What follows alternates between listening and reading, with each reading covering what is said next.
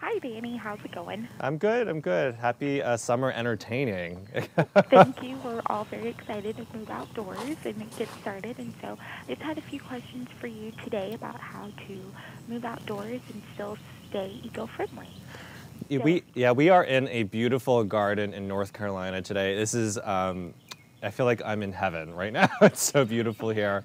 And for me, when I think about backyard entertaining, there's a couple of things that come to mind. One is how do you decorate for your backyard? Two is how do you cook up a feast for all your family and friends? And number three for me, I don't know if it's for you, but is how do you keep the mosquitoes away from bothering you and all your guests? all three are very important when outside. And I think anyone watching this right now will definitely agree. And I think the very first and most important thing for your backyard is obviously the grill itself. So whether you're cooking up burgers or what I'm doing right now is corn on the cob, it's like how do you make this process cleaner, simpler, and for me, I'm adding a little bit of aromatherapy also to the process. So I have right here just some simple newspaper, and this is a sprig of rosemary that I picked from the garden. And what I love about rosemary, it grows like a weed all over the place. And I picked up a couple of pallets of rosemary plants from the local Lowe's store. And what I love about Lowe's is that if you have a brown thumb, and I fortunately don't have much of a brown thumb, but if you have a brown thumb and you're afraid to garden,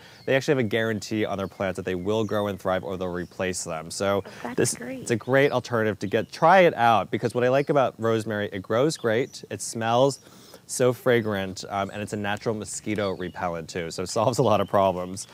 You can wrap it in newspaper like I am right here and crumple it up just like this, and I'll throw it actually in my charcoal grill just like this and use it as a fire starter, and when it burns the paper, it starts the barbecue, and then the rosemary adds a delicious aromatherapy scent. And then what I have over here is just corn on the cob, fresh picked from the farm, and I'm using just twigs from the yard that are corn on the cob holders. So it's a great way of grilling. You want to soak them in water so they don't burn when you're grilling, and then your guests can just hold them and munch away on corn on the cob. And then I'll save the coals to actually create a s'mores kit for everyone, so you don't have to think about dessert. Just take traditional marshmallows, organic chocolate, and graham crackers. They can grill and toast their marshmallows on their own and make delicious s'mores. But I don't know, when I'm thinking about corn on the cob and I'm thinking about melting marshmallows, my brand new stainless steel grill that I got at Lowe's is gonna get all messy, so I wanna keep it clean, but I wanna do it simply.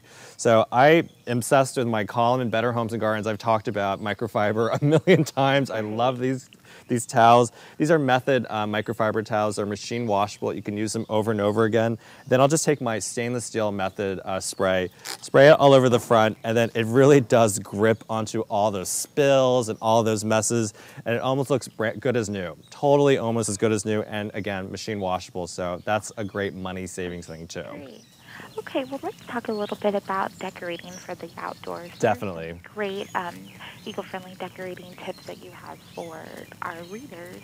I think the number one thing, I would say there's two great things you can do for decorating, and I am obsessed with solar lighting. It's a great accent light. It's environmentally friendly because it needs no special wiring. You can hang it wherever you want in the yard. I say don't stake them in the ground that they normally come in the box. Okay. Instead, use the little hooks at the top, and then take what I call bird feeder hooks, and you can just hook them on just like this. And then I have them hanging right here in this beautiful wisteria vine right here. And you can hang them at different lengths, and at night after they've charged up all day long, you've got like these glowing Japanese like lanterns right in your own backyard. So the more organic that you do it, the better it's gonna look. But one tip about solar lights, because I get this all the time from readers, Right. is my lights don't charge up anymore. They're not as bright anymore. And what you want to do is make sure this panel right at the top, this is what's charging up during the day, is as clean as possible. So over time, a lot of pollen, a lot of dust, a lot of dirt will build up. So I just like to take these lavender pre-moistened wipes. It's bamboo fiber from Method. And I will keep it just right in the backyard. And maybe once a month, every couple weeks, I'll just wipe it down. And this is a great way of making sure all that pollen and dirt is taken off these lights. So it's a very simple thing to do. Now, is there anything that people should look for on the packaging when they're searching for solar lights? That's a very good question about solar lights. The number one thing, I picked these up at Lowe's, and what I like about them is that they use something called LED technology on the inside. So LED stands for light emitting diodes. It's not a light bulb, like a traditional light bulb on the inside. outside. It's a very energy efficient, it's a very clean light. You want to look for as many of these little LED bulbs. You have to really look inside. So the more that there are, the brighter the light's going to be. So obviously, the more LEDs, the higher the price will be. But if you want maximum output for your light from your solar lights, pay a little bit more. But if you're just using it as a beautiful accent light, there's no need to pay more for light. So you can get great bargains, and just look for one that has one LED bulb, and it's going to do a great job in your backyard. Perfect. Now, is there anything for your outdoor furniture that people need to know about when they're looking for furniture or some furniture alternatives if there's a more natural way to have seating for people? Yeah, you know, your backyard furniture should be really, really weather resistant, super durable, and it should really stand up over time. I try to avoid polyvinyl chloride or PVC furniture. It's inexpensive, it's not easily recyclable, and you'll see it usually around spring cleaning time. People pile it on their curbs to throw away. Invest in things like Forest Stewardship Council approved wood furniture. I have just teak furniture all over my backyard. What's great about it is that over time it will age really well and you'll get a great patina on it. So investment upfront, yes, but long-term durability and strength you'll definitely get out of that. And the other thing is sometimes I like to just repurpose things. So this is a bird bath right here. I emptied out the water. This is a beautiful copper patina one that I picked up at Lowe's.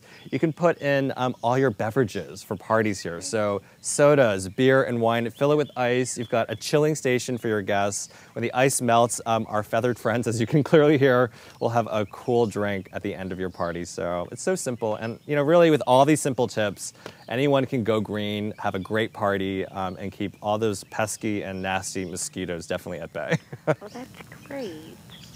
All right, now what are just some more budget-friendly ideas for people in all parts of gardening for adding color to food and all of that stuff? Are there some? I actually think the simplest thing you can do as a budget-friendly idea is to take, this is a Twizzler, and I like to snip off the ends, and you want to make sure that you don't waste the ends, and what I mean by that is that it's what I call a chef's treat, so you can eat these little nibs of candy. And then I like to use glass bottles for all my beverages because they're easily recyclable instead of plastic bottles. And then great for kids, great for adults who are young at heart. You have a tasty and biodegradable straw, so when you're done with your beverage, you can eat the straw. And it can't be any better than that for summer entertaining. Perfect. Now, are there any special ways to keep your guests cool or kind of protect them from the sun? Yeah, a really simple thing is to actually bring from indoors an electrical fan and bring it outdoors and turn it on, so you create a breeze for your guests.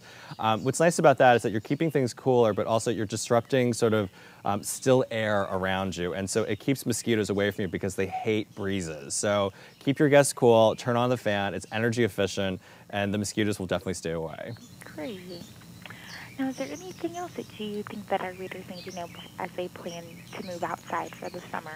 Well, you can definitely find more ideas through my blog at bhg.com, and then Lowe's has a great magazine that I've been picking up called Creative Ideas, where you can find some great and easy resourceful projects you can find too.